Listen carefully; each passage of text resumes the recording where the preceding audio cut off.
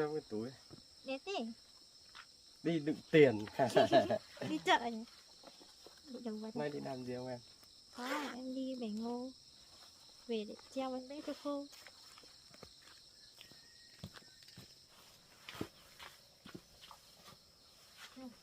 Hôm nay ướt lắm, em phải đi ủng vào thôi. Ướt không?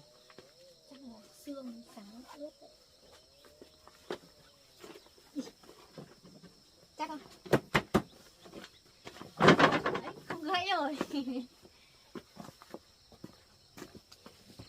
Để chọn.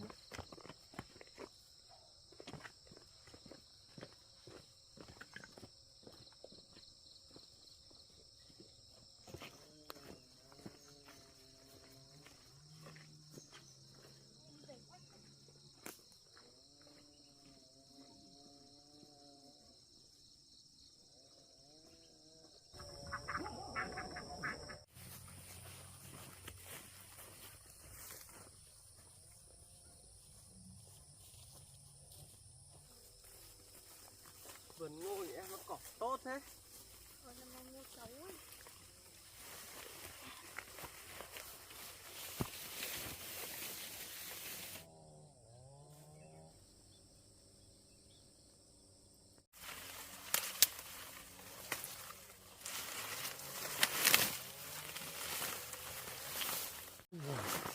Nhiều cỏ quá.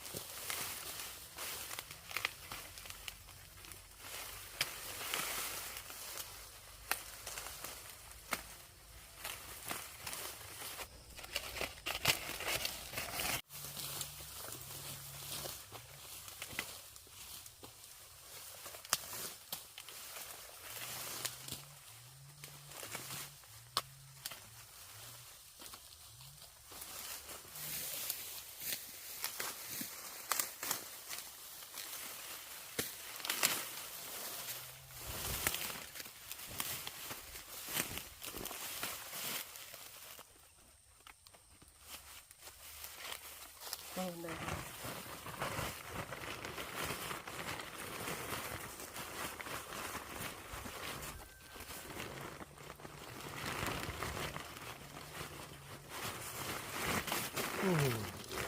Mới hả?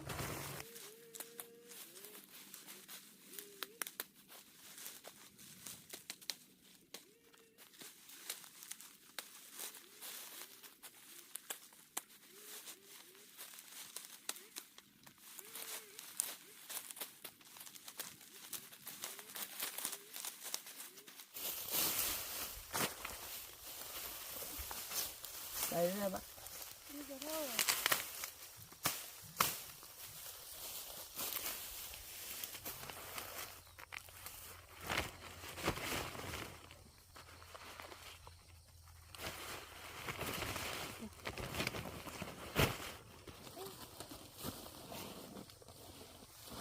Đi thôi.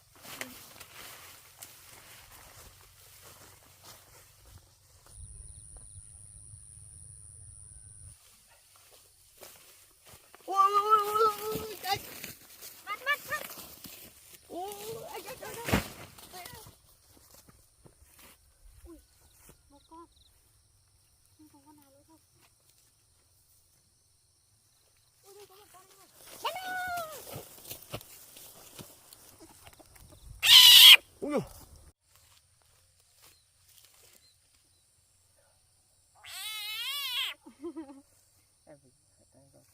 Em đưa anh đi tìm cái dây nhá.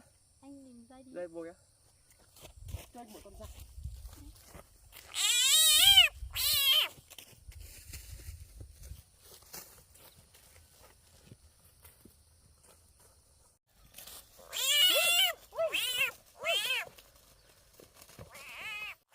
Ui, một con nữa. Nhiều quá. Ui, anh ơi, nhanh lên.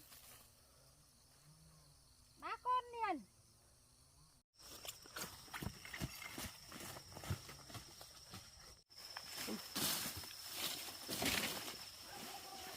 Ui.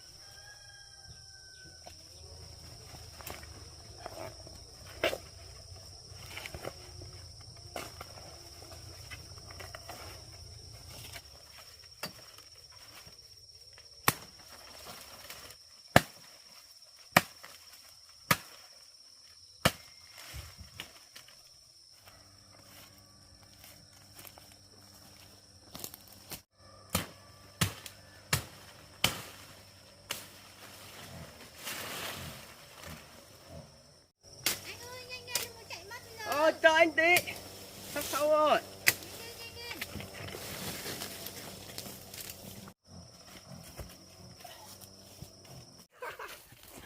Được chưa? Anh đi đâu đây? Đây anh Cái thấy gì đấy? cái cây cọ. Chờ anh mãi.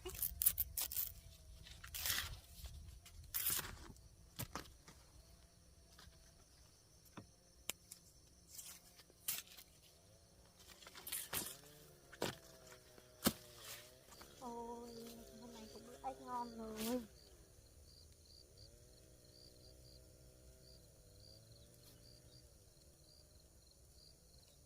Ha, con này bụng chào to đấy.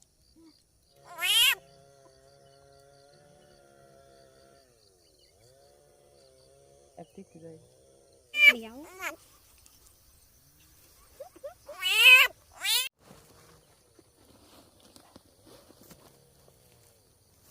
Ôi.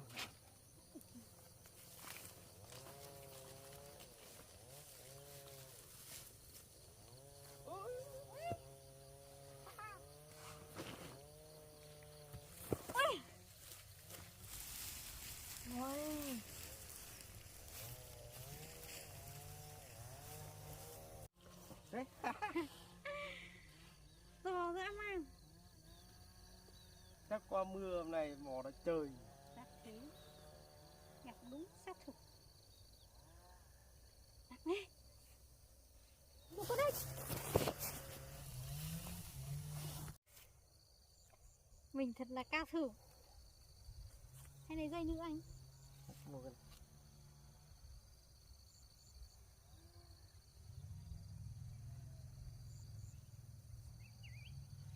Ui nặng. Cân nhỉ? Chắc được rồi đấy.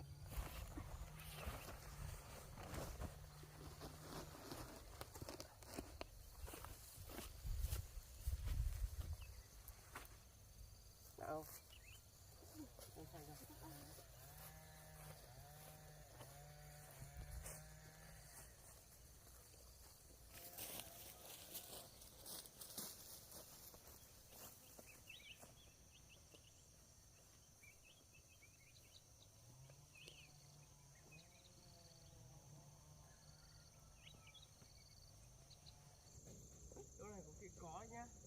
Mình xem lại bắt được vài con nữa.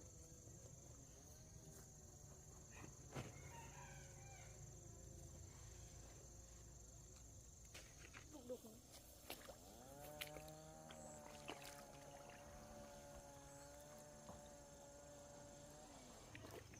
Đây rồi. Mày chết. Chạy đi đâu cho thoát.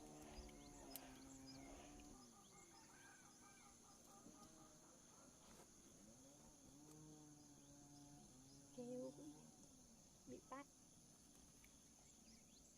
Ôi kìa.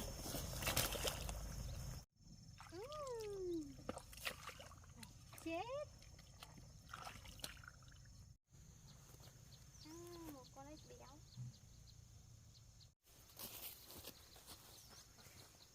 Mình bắt được rồi nhá. Anh xem qua thì có con nào không? Đó hả?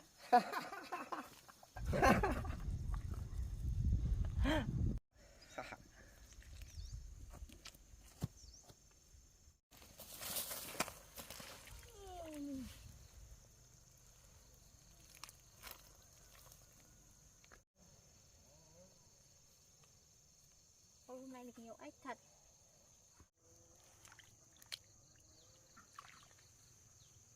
Bây giờ anh con nào?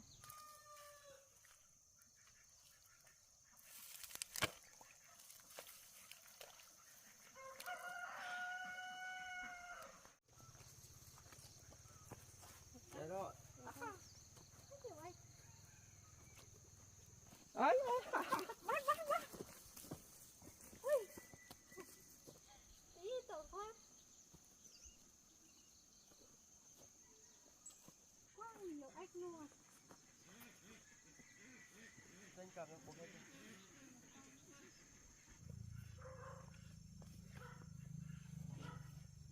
Đi về thôi.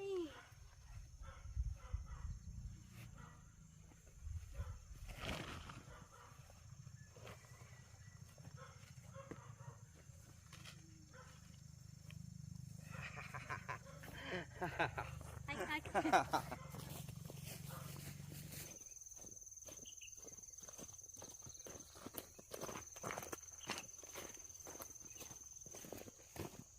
về đến nhà rồi.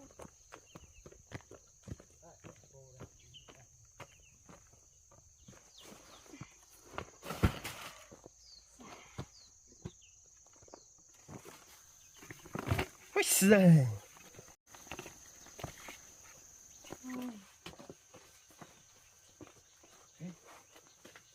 Sáng đi thì lạnh, trưa về thì nắng.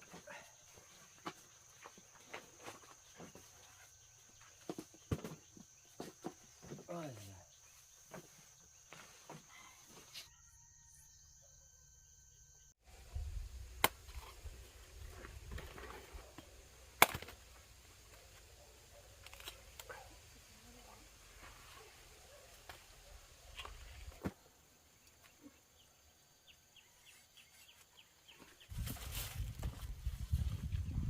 Đi nha, đi nhanh về nha, anh nấu cơm nha. Bye nha.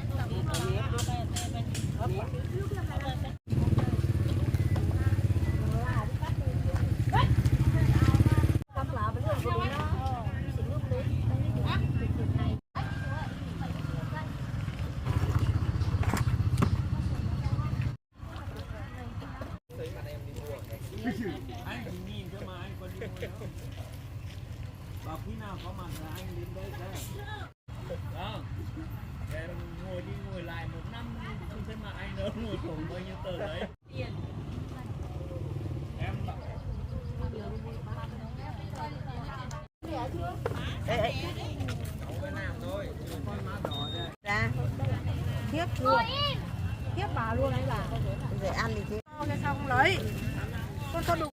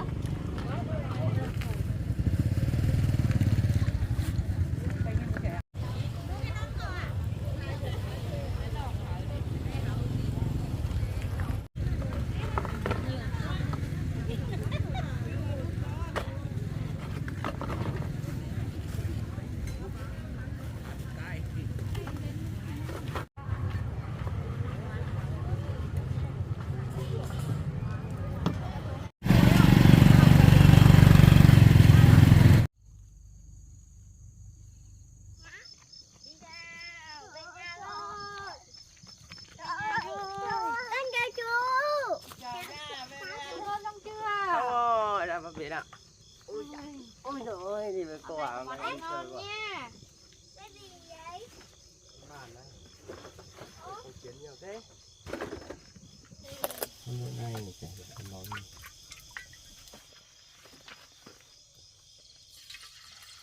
Cô ơi, cô đã con đừng nuôi trong kia một tối cô này. Cô dám ếch à? Đúng rồi. Dán cho anh.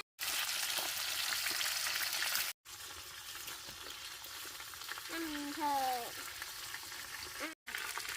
Em cầm em ăn trong kia rồi. Con với. Đây. Ôi dồi, ngon đấy.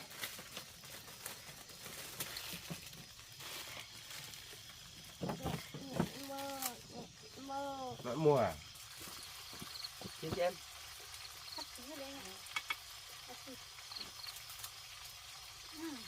Ngon lắm.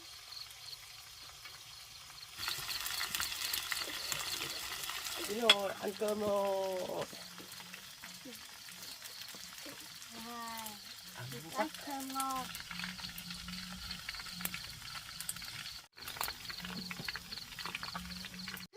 Ôi giời, go, đi chúng ta lên nhà đây.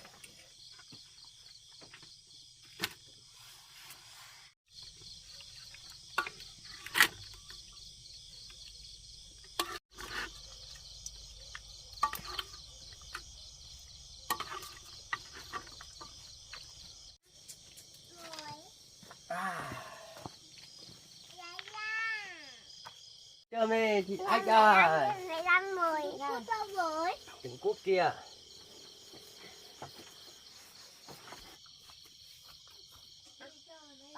Tỏi đấy để bánh kẹo đâu? Ừ.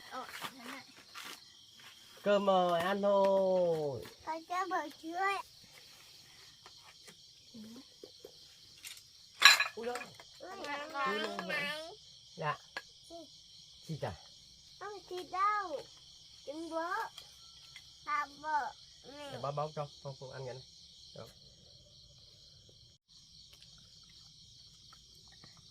Ngon quá.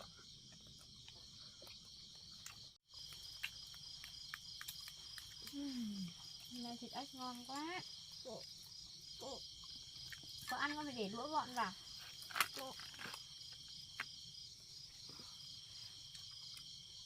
Có để một tí nữa các ngoại ăn được.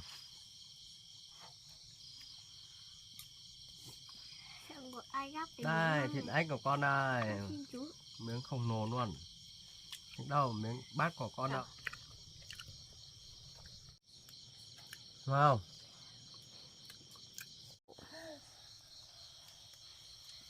ôi đây này nè bạn này nha nha. Rồi hôm nay cô thấy một con ếch to vô thế này, bụp một cái bùn bắn hết lên mặt luôn. Bẩn ơi là bẩn.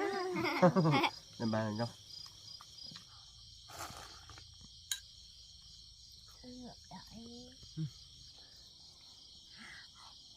Ôi dạ. Giỏi quá. Ôi giỏi quá em, giỏi quá. Giỏi quá. Giỏi quá. Giỏi quá. Ôi giời. Ngon.